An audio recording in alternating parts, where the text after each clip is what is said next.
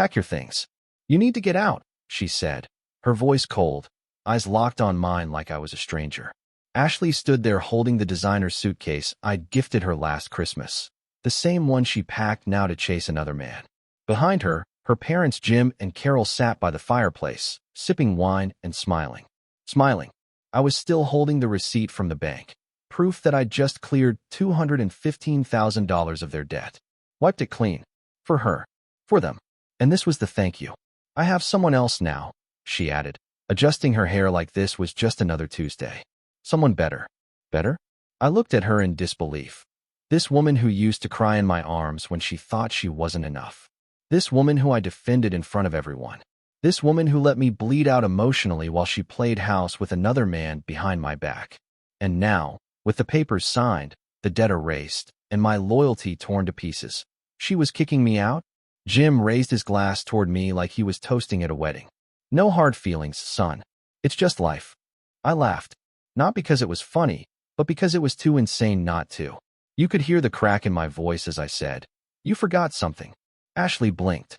What? My smile widened, but there was no warmth in it anymore. Just war. That house you're standing in. The one you brought your better man to last weekend while I was at the lawyer's office finalizing your parents' freedom? That house is mine. Silence. I stepped forward slowly, placed the house keys and the car keys on the marble table like chips in a game I already won. I already signed the divorce papers. You just didn't know it yet. And your better man? The guy from your yoga class. I chuckled. He's married. And his wife just sent me the photos. Ashley's lips parted, but no sound came out. I turned to Jim and Carol, who were suddenly a lot less cheerful. Enjoy your freedom. It cost me a fortune, but at least now, I know who I was really married to. Then I walked out, leaving behind the wreckage they thought was my life. They had no idea. That was just the beginning. A week earlier, if you had asked me if Ashley would ever betray me, I would have laughed in your face. She was the kind of woman who knew how to cry just enough to seem honest. The kind who said, "You're the only man who ever made me feel safe," while looking you straight in the eyes and lying through her perfect teeth. I started noticing changes 6 months ago. Nothing dramatic, just small things. The way she stopped reaching for my hand in public. The way she scrolled through her phone with a smirk at midnight and turned it face down when I walked by. And the scent. Not perfume, cologne. Expensive, masculine, and definitely not mine. I asked her once, softly, "You seeing someone?" She laughed so hard. She cried. Or maybe she cried so hard. She laughed. "Are you serious, Brandon? After everything we've been through?" And like a fool, I believed her. Because she was convincing. Because I wanted to believe her more than I wanted the truth. Then came the yoga. 3 nights a week. She'd come home sweaty and exhausted from hot yoga. I checked the class schedule once. Her name wasn't on the roster. None of the instructors recognized her name. So I followed her. That Friday night, I parked across the street from the studio and waited. She never showed. At 8:43 p.m., she pulled into a hotel parking lot with a man in a silver Range Rover. I couldn't see his face, but I saw his hand. It was on her thigh before they even reached the elevator. I sat there for 2 hours, gripping the steering wheel until my knuckles went white. I didn't cry. I didn't yell. I just went home and stared at the ceiling until morning. I didn't confront her then. I needed more. I needed to see the monster with my own eyes. So I played dumb. Cooked dinner. Did laundry. Even massaged her feet while she texted him under the table. It was sick, but I needed her to feel safe, so she'd let her guard down. And she did. She left her iPad on the kitchen counter one night. Unlocked. Open to her messages. There it was. Their entire twisted fairy tale. Photos. Voice notes. Her calling him daddy. Him calling her my prize. I listened to her moan through the speaker as she whispered to him. "He's too good. Too kind. You make me feel alive." Alive? I had just signed the bank documents that morning. Cleared every cent of her parents' debt. I thought I was giving her a new life. Turns out, I was just financing her fantasy. She came home that night, humming, kicked off her heels, and poured wine like nothing happened. She even asked if I wanted to watch that documentary together. I stared at her like she was an actress in a horror film. Too perfect, too rehearsed. That was the night I called my lawyer. Told him to draft the papers, switch the house title to my name alone, and prep the divorce. I still remember the irony. She walked in on me signing the documents and asked, "Working hard, baby?" I smiled and kissed her on the cheek. Working hard? Yeah, just not for you anymore. The days that followed were surreal. I was living in the same house with a woman who was giving her soul to another man. She even had the nerve to joke about how distant I'd been. Then came that dinner. Her parents. Her smug little smirk. The moment she revealed everything and thought she had all the power. She didn't know that while she was out having candlelit dinners with her lover, I was documenting every move, every call, every message. The wife of her better man had found me on Instagram through a mutual friend. She shared screenshots I didn't even know existed. Ashley wasn't just unfaithful, she was reckless.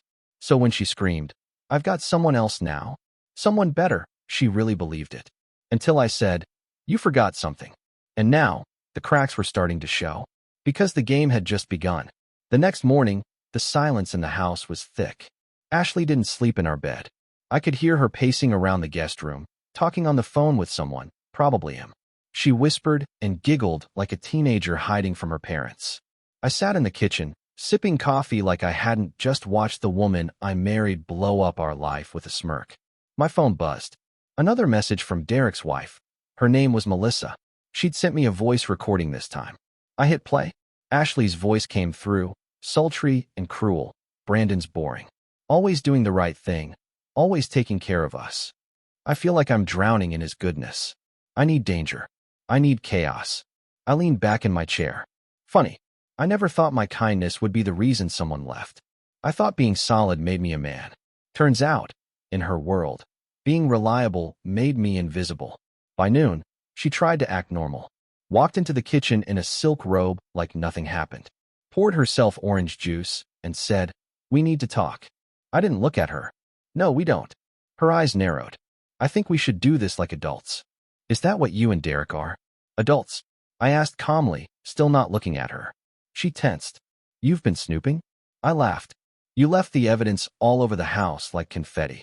I didn't have to snoop. You wanted me to find it." She crossed her arms, trying to hold her ground. "I'm not going to apologize for wanting more." "No one asked you to," I said. "Just don't pretend you were ever honest about it." "Brandon, be real," she snapped. "You weren't even emotionally present. You cared more about fixing everyone else's problems than seeing how dead our marriage was." I turned to her then, finally locking eyes. "I cleared your parents' debt. I kept this house. I planned our anniversary while you were in a hotel room calling another man daddy. So tell me, when exactly was I not present?" She opened her mouth, then closed it. She had no comeback. Just silence and that same entitled expression that used to make me weak, but now made me sick. Then she smiled again. That fake smile that tried to look like power. "You know what? Fine. Maybe I wasn't perfect. But Derek makes me feel alive. He listens to me. He makes me feel like a queen. And I don't have to babysit him emotionally like I did with you. You'll feel like a queen for as long as he lets you," I said. "Until you're not shiny anymore. Then what?" She stepped closer, smug. "He already told me he's leaving his wife. We're going to Bali next month." I shook my head slowly. "You mean the wife who's been recording your calls and forwarding them to me? The one who filed for custody yesterday?" "Yeah, I'm sure Bali's going to be a blast." For the first time, her face cracked. "You're lying." I slid my phone across the counter. "Press play." She hesitated, then picked it up. I watched her lips go pale as Melissa's voice echoed. "Your little trophy just cost you everything, Derek. I hope she was worth it." Ashley stared at the screen, then at me. "Why would you do this?" "Because I'm done being the good guy who gets walked on." She dropped the phone and walked out of the room. That was the beginning of the unraveling. She stopped smiling. Stopped mocking me. She stayed in the guest room, barely spoke, barely ate. She was waiting for Derek to call. But he didn't. 3 days later, I found her sitting on the floor of the bathroom, robe loose, mascara smudged. "He's gone," she whispered. I didn't answer. She looked up at me, eyes hollow. "What now?" Now you pack." But I didn't say it. I just turned and walked away. That silence I left her in, that was mine. She earned every second of it. She moved out 3 days later. No fight. No final scene. Just quiet boxes and the sound of hangers clanking as she pulled her dresses from our closet. The same closet I built shelves into with my own hands, back when I still believed in building a life with her. I didn't help her. I watched her fold the lies she wore into a suitcase. Watched her avoid eye contact like I was some ghost she didn't expect to haunt her while she packed for her new life. She kept pausing, like she was waiting for me to say something, to beg, to yell, to cry. But I was done giving her anything. At the door, she finally spoke. I didn't mean for it to go this way. I said nothing. She tried again. You were a good man. Still am, I said. You just weren't a good woman. Her face twitched. She hated being held accountable. Always had. When she closed the door behind her, it didn't feel like closure. It felt like a new chapter starting without her. Lighter, colder, cleaner. But that didn't mean I didn't feel the storm inside. At night, it would hit hard. The kind of ache that burns behind your ribs when your brain starts replaying every moment, every touch, every I love you that she whispered while thinking of someone else. I'd walk around the house like I was trying to wake up from a coma. This wasn't just betrayal. It was identity theft. She didn't just cheat. She rewrote who we were. And I had to figure out if any of it had ever been real. One night, I found our wedding album while cleaning. I stared at the photos. Her eyes in those pictures, full of something. Maybe it was real. Maybe she just didn't know how to love. Or maybe she loved who I was in theory, stable, dependable, her safety net, until someone flashier came along. I burned the album in the fireplace, page by page, smiling faces melting into ash. I didn't cry. I'd spent my tears already, in the silent hours of that first week, when the bed was too big, the house too quiet, and every drawer had some ghost of her left behind. A hairpin, a receipt, a forgotten sock. But eventually, the ache stopped screaming. I started sleeping again. I got back to the gym, picked up old habits I'd let die during our marriage. Piano, running, hell, even cooking just for me. There's a strange power in reclaiming things you once gave up for someone who didn't deserve the sacrifice. Then came the text. From her. One line, "Can we talk?" I stared at it for a long time. My thumb hovered over the screen. And then I blocked her. There was nothing left to say. She gambled everything for a man who vanished the second the thrill died. I don't know if Derek went back to his wife or moved on to another side piece. But Ashley? She lost everything in one move. The marriage. The family. Even her sense of control. She thought I'd fall apart without her. Instead, I rebuilt myself brick by brick, and every brick carried the weight of what she thought would break me. I kept thinking about that moment at the fireplace, when I said, "You forgot something." It still makes me grin. Because what she forgot was this. I was the man who fixed everything, including myself. And now? Now I live with peace. Not a liar in silk robes and perfume stolen from other men's skin. She taught me something. Never trust someone who makes you prove your worth while they gamble with theirs. And if someone ever shows you who they are in a moment of power, believe them. The smile she wore when she told me to pack my things, that was the last mask she had left. And now it's buried in the ashes of our wedding album. About a month later, I ran into her by accident. Grocery store. Of all places. I was grabbing some oranges, minding my business, and there she was. Ashley, standing near the self-checkout, holding a basket with a frozen pizza, cheap wine, and tissues. No makeup. Hoodie. Hair in a messy bun that used to take her an hour to perfect before going out. She froze when she saw me. For a second, she looked like a kid caught stealing. Then came the forced smile. "Hey," she said, voice small. I nodded. "Hey." She walked over slowly. "You look good." "I do." Silence. Then she asked, "Can we maybe talk sometime?" "No." Her eyes dropped. "Just for closure?" I chuckled. "Closure? Ashley, you set the house on fire and handed me a cup of water a month later. That's not closure. That's mockery." She didn't even fight it. Just stood there, chewing on the inside of her cheek. "You really blocked me," she whispered. "Yeah. Because I wanted peace more than I wanted answers." She winced like it stung. "Good. I've been going through stuff," she offered, like that would earn sympathy.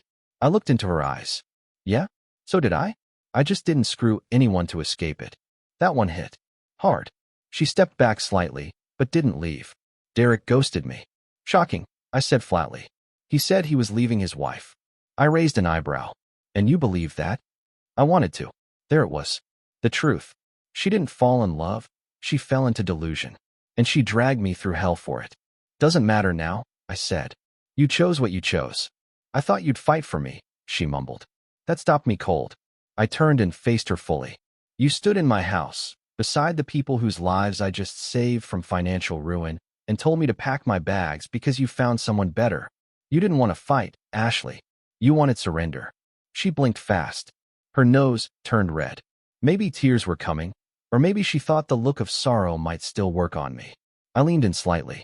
You want to know the worst part? She nodded, slowly. You didn't just betray me. You trained me to ignore my instincts. You convinced me that I was paranoid, that I was insecure. And while I doubted myself, you were busy moaning into hotel pillows and calling it love. Tears now. Real ones. I didn't care. Brandon, she whispered. I stepped back. Take care of yourself. And I walked away. No goodbye. No anger. Just silence. The same silence she left me with that night when she twisted the knife and smiled doing it. Outside, the air was crisp, clean. I stood in the parking lot for a minute and let it hit my face. That woman, she used to be my world. Now she's just someone I used to carry. And I've never felt lighter. The funny thing about betrayal is that it doesn't hit you all at once. It creeps in. Weeks after that run-in at the store, I'd catch myself replaying her voice in my head. Not the cruel parts, the soft ones. The way she used to whisper, "I'm yours," after Sunday morning coffee. How she'd fake cry just enough to stop an argument. Those were weapons disguised as affection, and it took time for my brain to stop calling them comfort. I wasn't angry anymore. I was numb. Not in the empty way, more like clean. Like a wound that finally scabbed over. But then came the voicemail.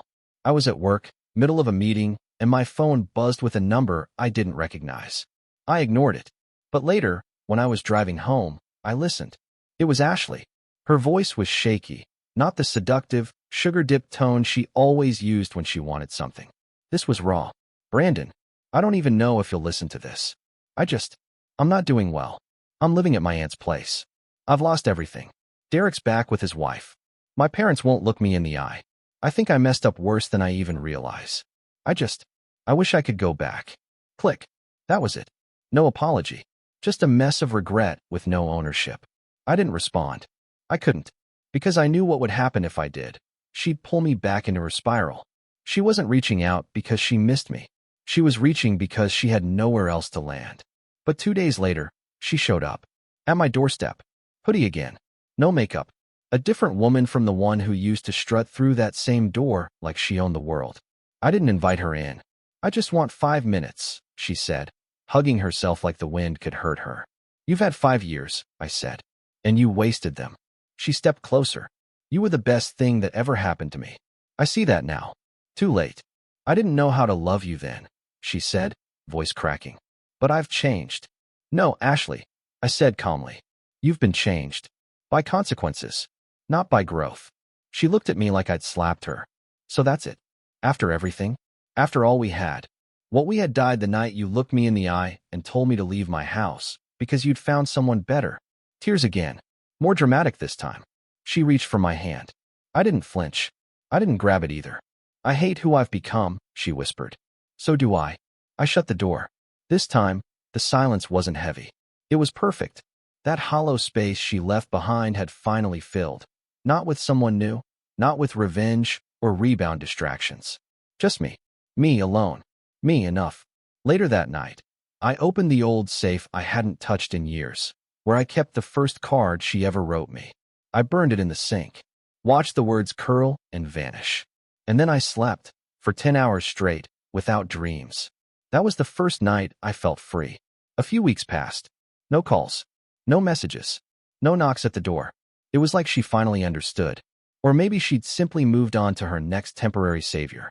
Either way, her silence was the loudest apology she'd never give. I kept living. My mornings were my own again. No forced smiles over burnt coffee. No pretending I didn't hear her phone buzzing at midnight. Just quiet. Peaceful, beautiful quiet. I started seeing a therapist. Not because I was broken, but because I didn't want to carry her damage into whatever came next. And God, the things I learned in those sessions. Like how I spent so much time trying to be enough that I didn't notice she never tried at all. How I mistook her drama for passion. How I convinced myself that love meant sacrifice, even when I was the only one bleeding. Healing wasn't a straight line. There were nights I still woke up in a cold sweat, remembering how she looked at me that day, not with guilt, but boredom. Like I was a Netflix show she'd already seen and couldn't be bothered to finish. But there were better nights too. Nights where I cooked dinner for myself and actually enjoyed it. Nights where I opened a book and didn't have to stop mid-page to wonder where she was, or who she was with. Nights where I laughed, real, from the gut laughter, for no reason at all. One of those nights, I bumped into Melissa again, Derek's wife. We met at a gallery downtown. She was standing alone, sipping wine and looking at a painting that made no sense to either of us. We talked for an hour, then two. She didn't ask about Ashley. I didn't ask about Derek. We just talked about life, work, music, travel. It felt normal. And after months of chaos, normal felt like magic. We exchanged numbers. I didn't think about it too hard. Just let it happen. Later that night, I got a text from her. "You seem lighter. I hope you know that's rare after what you've been through." I smiled. Not the fake kind I used to wear like armor. A real one. I responded. I finally stopped carrying people who chose to jump. That's the thing no one tells you about betrayal. It's not just the moment they hurt you. It's the 100 little ways you kept trying to forgive them before they even asked. Ashley never asked. And I stopped waiting. My life now? It's not flashy. It's not full of grand declarations or burning passion or champagne toasts. It's quiet mornings, clean sheets, laughter with people who mean it, and peace. The kind of peace you only get after surviving a war you didn't start. The kind that comes after fire, when you're left standing in the ashes, scarred but unshaken. And you realize, you didn't just survive. You won. I saw her one last time. 6 months after it all fell apart. I was grabbing a coffee before work. She was outside the cafe, sitting alone on a bench, staring into nothing. Her hair was tied up like she didn't care anymore, her clothes wrinkled, her eyes swollen like she hadn't slept in days. She saw me. I saw her. That moment where your past and present lock eyes and say nothing. She didn't get up, didn't wave. She just looked at me like she was remembering everything at once. The dinners, the jokes, the anniversary trips, the lies, the hotel rooms, the betrayal. I nodded once. She tried to smile, but it collapsed halfway through. That was the last image I have of her. Not the woman I married, not the one who tore me apart, but the one who finally realized what she lost and that it wasn't coming back. I got in my car and left. No movie ending. No dramatic final words. Just distance. Since then, life's been real. I still carry the scars. I don't hide them. I learned to love them. They remind me that I'm no longer the man who begged for someone who had already chosen to leave. Now, I'm the man who stood up, dusted off the lies, and walked out stronger. I don't hate her. That would be giving her too much space in my head. But I'll never thank her either. She didn't break me. She revealed me. And if you're reading this, going through the same thing, here's what I'll tell you. Don't chase someone who runs toward chaos. Don't waste your loyalty on someone who treats it like weakness. Don't drown trying to save someone who tied the anchor to your neck. Let them go. Let them fall. And when they finally look back and realize what they threw away, let your silence be the answer. Because some people don't deserve closure. They deserve to watch you rise without them.